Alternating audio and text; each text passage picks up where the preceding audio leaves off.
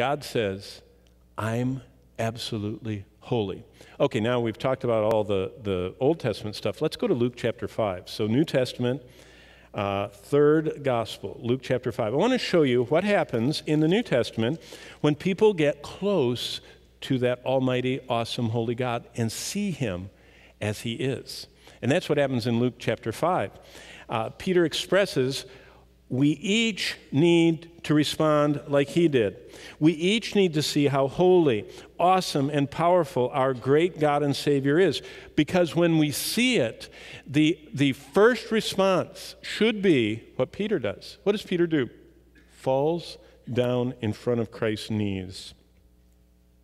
I mean, that is such a picturesque event.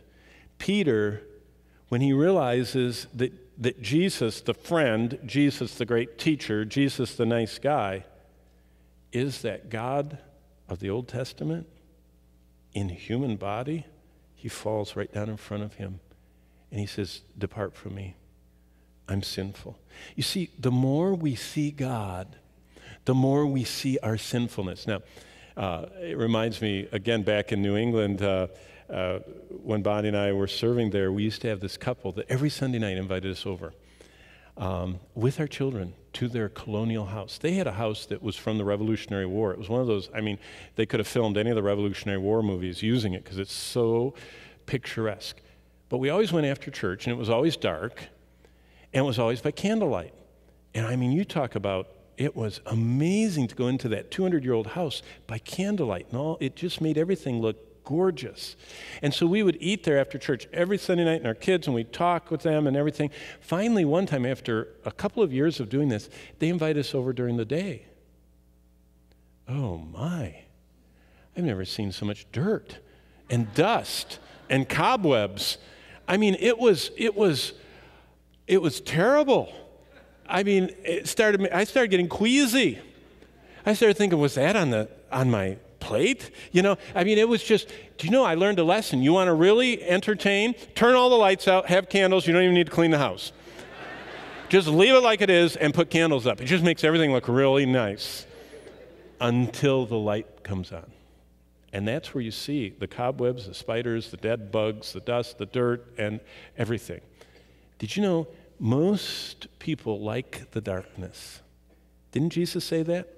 Men love darkness rather than light. Why? Because our lives are cobwebby and dirty, and our deeds are evil, Jesus said. But he came to turn on the lights. And when he turns on the light, we see our sin. And either we try and turn off the light, that's what they did. They didn't want Jesus, they wanted to extinguish the light. Or we do what Peter did. Watch what he did. Verse 4, Luke chapter 5. And when he, that's Jesus, had stopped speaking, Jesus was teaching from Peter's boat, he said to Simon, launch out into the deep and let down your nets for a catch. Now you'll notice I'm reading the New King James, and there's a variant here. The majority text, the Western manuscripts, the Bible that is most seen in all of the apostolic, post-apostolic world, they have it plural. It's Jesus commanded Peter, let down his nets in the plural form. So it's interesting what Peter does. He says, let down your nets. And Simon says, Master, verse 5, we have toiled all night and caught nothing. In other words, I know this lake. I've been fishing it my whole life. I know where the fishing holes are. You are speaking. This is not the fishing hole. And I've already folded my nets and dried them on the shore, and I'm ready for going out tonight. And I don't want to get them wet again. Then I have to spread them out and dry them again. And I know what I'm doing. But, you know, isn't that how we obey the Lord? But at your word, I will let down the net. It's singular in the Greek text. Isn't that interesting? It's kind of a grudging, partial obedience. You know what that shows me? God wanted to bless Peter with every net he had bursting with fish. Kind of like a going away present because he's starting the ministry. And Peter grudgingly, not knowing what the Lord's doing, not knowing his power, only put out one net. But look what happens. Verse 6, and when they had done this, They caught a great number of fish, and their net, notice it's singular, was breaking. So they signaled to their partners in the other boat to come and help them. And they came, brought the boat over, and you can just imagine, just the commotion of this. Fish are flying. They're just, as fast as they're getting them out of the net, they're throwing them in, and there's just more in and they filled their whole boat, so now they're filling the boat next to it. And both boats are starting to sink and are getting dangerously close to the water coming into them. So that's the scene. And right in the middle, verse 8, when Simon Peter saw it, fish are flying, everyone's excited. I'm sure the other disciples were counting, wow, this is a year's worth of catch, and they're calculating and everything, and all of a sudden one member of the group isn't fish throwing.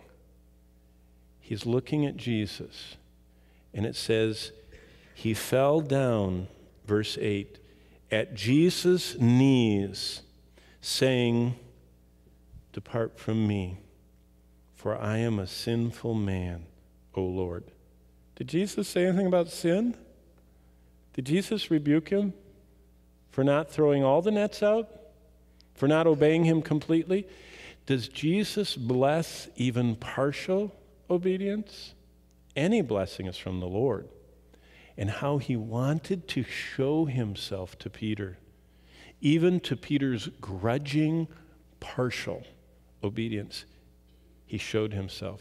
Why? For that response. See, the light came on. I think Peter was candlelight listening to Christ. But all of a sudden the light came on. And he looked at himself and he said, and his complete response was to fall humbly at the knees of Jesus. And he said, I'm not worthy to be anywhere near you. I know who you are. See, the more you know the Lord, the more I know the Lord, the more we see him in his word, the light gets brighter. And we have to regularly come and say, I'm not worthy, but I fall at your feet. And that's the humble, contrite heart that God blesses. By the way, keep reading.